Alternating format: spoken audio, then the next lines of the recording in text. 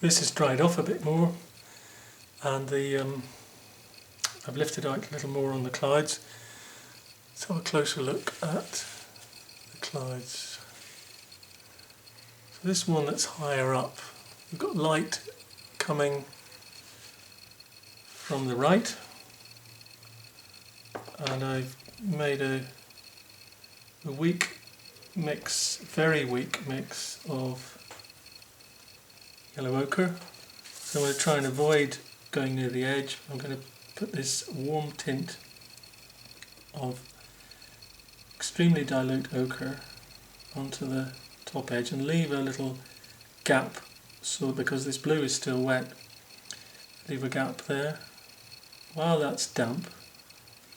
So I put a little bit of warmth. So I think a sunlit cloud is has got some light in it.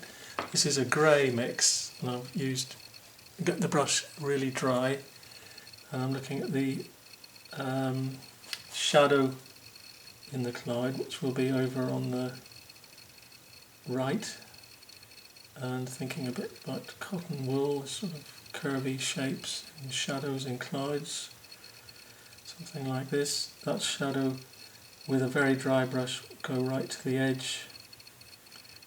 So being dry shouldn't cause a back run, and I'd expect shadow to run along the underside edge of the cloud, something like that, and along there maybe.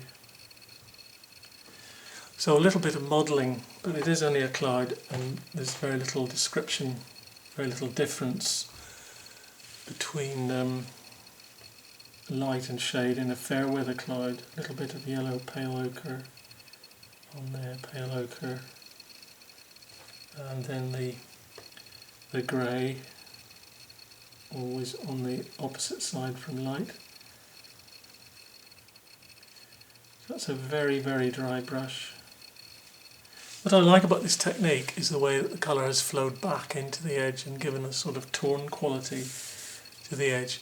So the clouds that are higher up would have more contrast, more difference between light and dark, and the clouds that are a little bit further away, slightly less difference. So that's more of a little bit less light showing there. This one has quite a lot of grey on it. It's going to make it the same or similar in terms of grey underneath.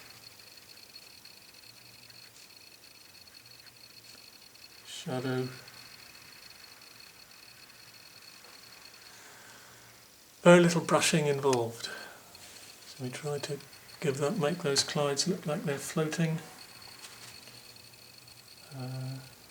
Also on this side.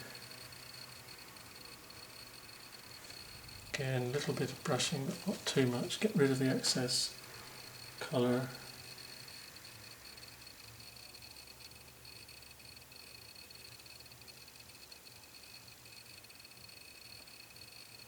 All along that lower edge of the cloud. So in theory, the clouds that are further away, the white, the upper part is just a little bit less white. So this has got a little touch of the grey in the mix to make the colour less bright, or make the top less bright. A bit of very dry grey underneath. Let's brush that out a little bit.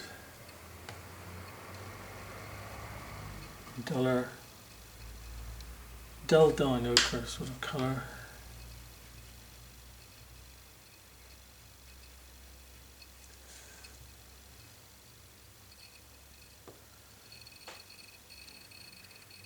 A little bit more light in this one. It varies.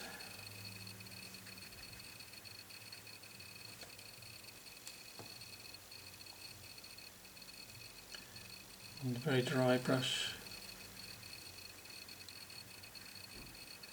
So a combination of wet and dry, but that's a very dry brush, so that there's no background or transfer there. Let's come lighten that for a little bit.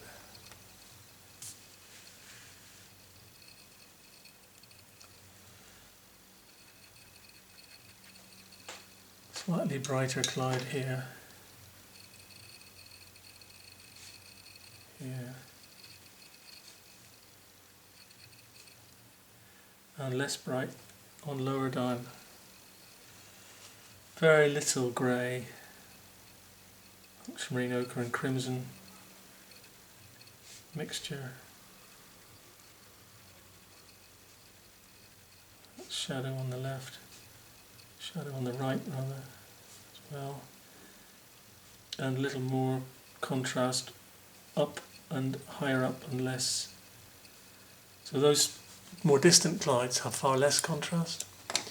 The scale in the landscape will make more sense, I think, when there's some trees and fields in the foreground. It's the idea of clouds preserving the transition in the blue from light to dark without any brush marks.